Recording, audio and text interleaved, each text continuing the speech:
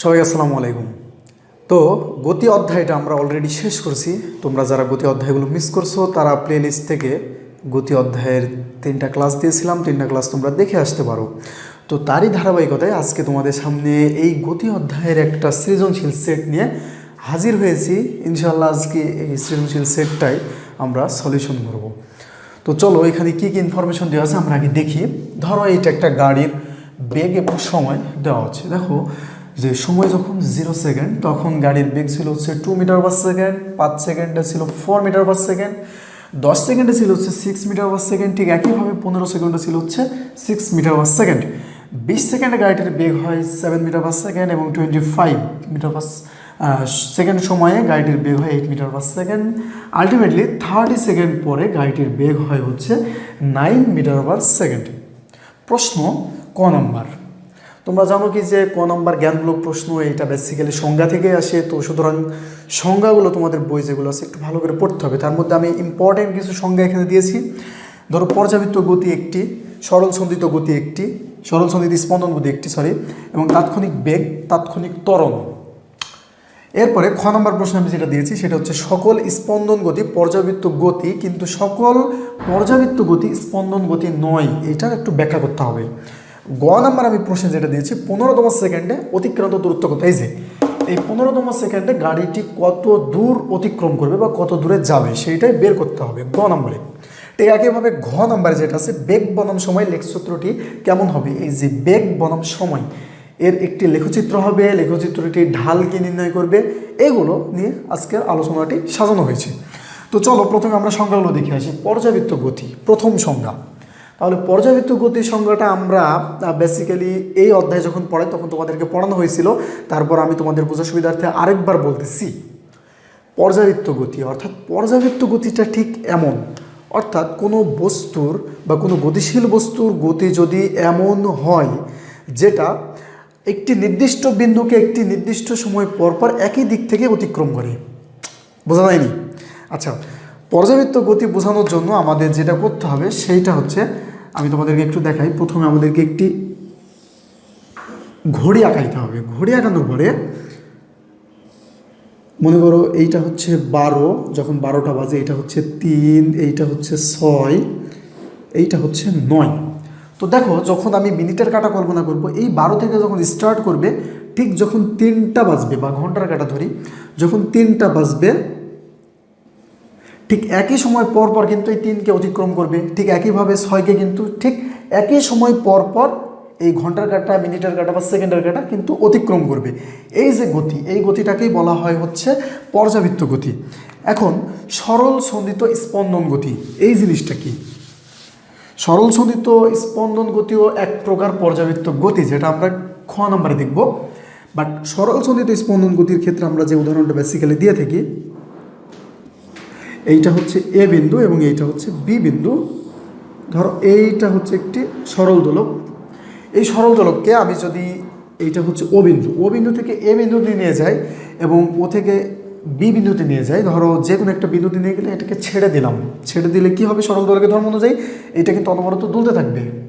দেখো এ থেকে ছেড়ে দিলে ও বিন্দু হয়ে বি বিন্দুতে যাবে, আবার বি থেকে ছেড়ে দিলে ও বিন্দু হয়ে এ বিন্দুতে যাবে। কিন্তু একটা নির্দিষ্ট টাইম পর পর, যদি একটি নির্দিষ্ট টাইম পর পর কোনো একটি বস্তু এই ও বিন্দুকে বি বিন্দুতে এবং এ বিন্দুকে পাস করে বা এই বিন্দুকে পাস করে এই বিন্দুকে পাস করে একটি নির্দিষ্ট সময় পর পর, তখন আমরা সেই গতিটাকে বলবো হচ্ছে সরল সন্ধিত স্পন্দন গতি। তো তোমরা নিশ্চয়ই বুঝতে পারছো সরল সন্ধিত স্পন্দন গতি জিনিসটা কি। এটাও কিন্তু এক প্রকার পর্যাবৃত্ত গতি, অর্থাৎ দেখো একটি নির্দিষ্ট সময় পর পর কিন্তু অতিক্রম করতেছে। আবার পর্যায়কালের অর্ধেক সময় নির্দিষ্ট দিকে এবং বাকি অর্ধেক সময় নির্দিষ্ট দিকের বিপরীত দিকে, এইটাই হচ্ছে সরল সন্ধিত স্পন্দন গতির মূল সংজ্ঞা। তার মানে আমরা সংজ্ঞা যেটা পাইলাম সেইটা হচ্ছে কোনো গতিশীল বস্তুকণার গতি যদি এমন হয় এটি পর্যায়কালের অর্ধেক সময় নির্দিষ্ট দিকে এবং বাকি অর্ধেক সময় তার বিপরীত দিকে অবস্থান করে, তাহলে সেই গতিকে বলবো হচ্ছে আমরা সরল সন্ধিত স্পন্দন গতি। এরপরে যেটা আছে সেটা হচ্ছে তাৎক্ষণিক বেগ। আমরা যখন বেগের সংজ্ঞাটা পড়াইছিলাম, বেগের সংজ্ঞাটাই আমরা দিছিলাম হচ্ছে নির্দিষ্ট দিকে কোনো বস্তু একক সময় যে দূরত্ব অতিক্রম করে তাকে ওই বস্তুর বেগ বলা হয়।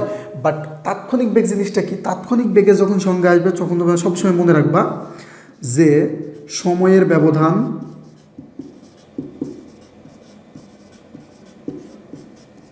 শূন্যের কাছাকাছি হলে, শূন্যের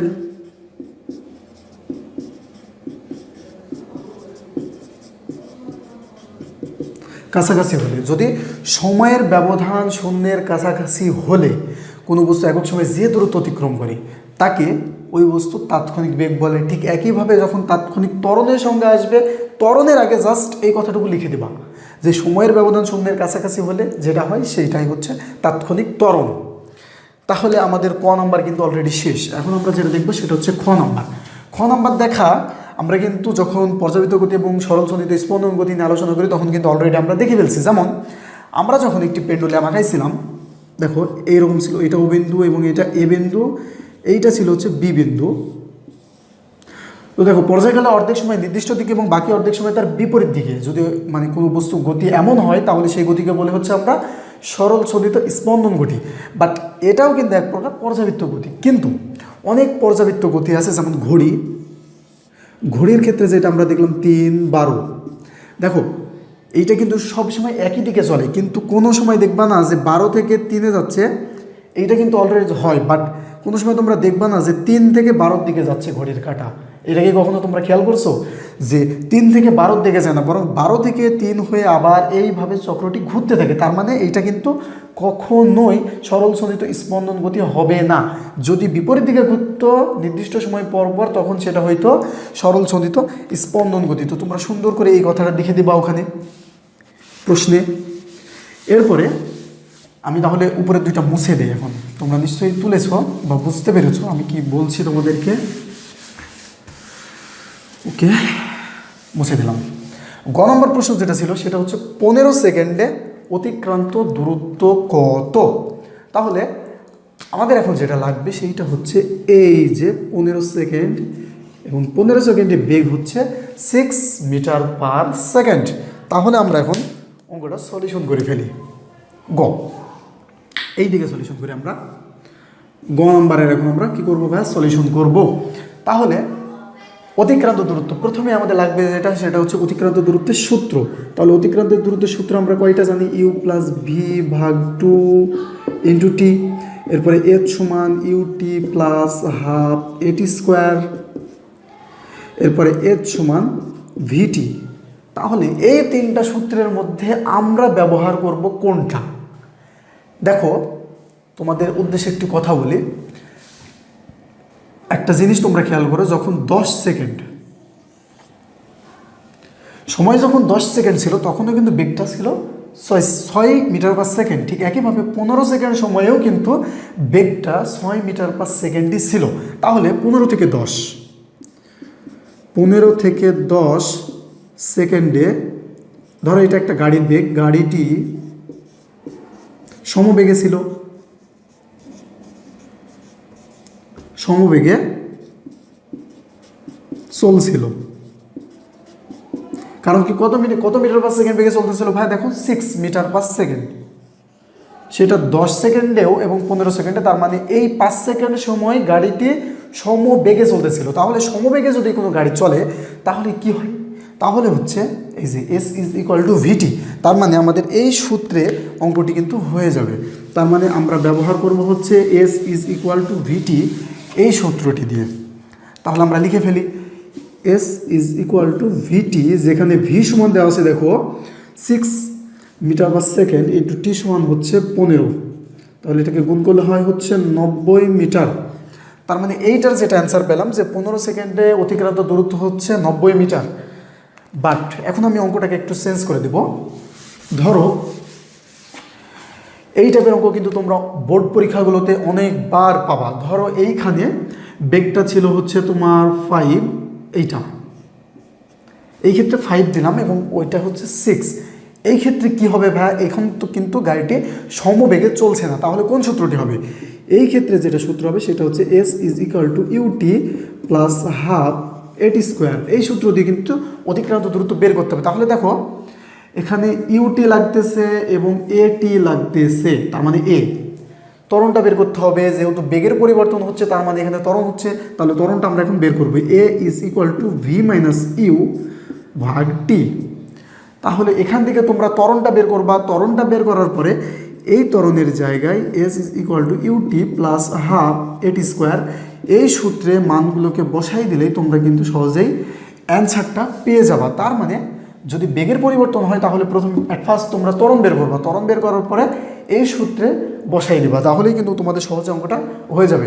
তাহলে গ নাম্বারটা আমরা শেষ করলাম, ইনশাল্লাহ আশা করি তোমরা সবাই বুঝতে পেরেছো। এখন আমরা যেটা দেখবো সেটা হচ্ছে ঘ। তো দেখো এখন যদি আমরা ঘ নাম্বারটা কি বলতেছি যে বেগ বনাম সময় লেখচিত্রটি কেমন হবে। তো চলো আমরা বেগ বনাম সময় লেখচিত্রটি একটু দেখে ফেলি। আমরা একটু এই দিকে একটা লেখচিত্র আঁকাই। ধরো নিচের দিকে হচ্ছে সময়, সময় টি, এবং এই দিকে হচ্ছে বেগ, বেগ ভি। সময়টা আমরা একটু নিচে লিখি, যখন গ্রাফে মান বসাবো তখন একটু সুবিধা হবে। সময় টি।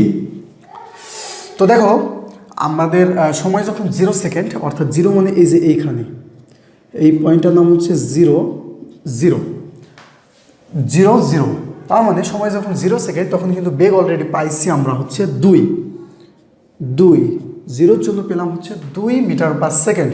যখন সময় 5 সেকেন্ড তখন আমরা বেগ পাইছি হচ্ছে 4 মিটার পার সেকেন্ড। তাহলে এটা আমরা কী করবো ভাইয়া, যোগ করে দেব। সরি, এই যে এইভাবে। যখন দেখো সময় 10 সেকেন্ড, সময় হচ্ছে 10 সেকেন্ড, তখন আমরা বেগের মান যেটা পাইছি সেটা হচ্ছে 6 মিটার পার সেকেন্ড, এইটা। যখন সময় 15 সেকেন্ড, 15 সেকেন্ড তখন বেগের মান দেখো একই মান, তার মানে এইটা এই দিক দিয়ে যোগ হয়ে যাবে।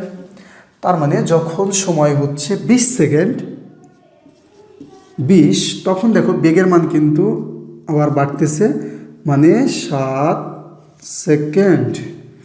যখন সময় 25 সেকেন্ড তখন বেগের মান দেখো 8 মিটার পার সেকেন্ড, এইটা হচ্ছে 8, মানে 8টাকে আমরা 25-এর জায়গায় দিয়ে দিই। যখন সময় হচ্ছে তোমার 30 সেকেন্ড তখন বেগের মান হচ্ছে আলটিমেটলি 9 মিটার পার সেকেন্ড, এইটাও আমরা একটু যোগ করে দিই। দেখো এইটা হচ্ছে একটা গ্রাফ পেপার। কি বোঝা যাচ্ছে এখানে লেখচিত্রতে, তোমরা কি কিছু বুঝতে পারছো? তাহলে এখন আমরা যদি লেখচিত্রটাকে যোগ করে দিই, মনে করো বেগের মান থেকে শুরু করি।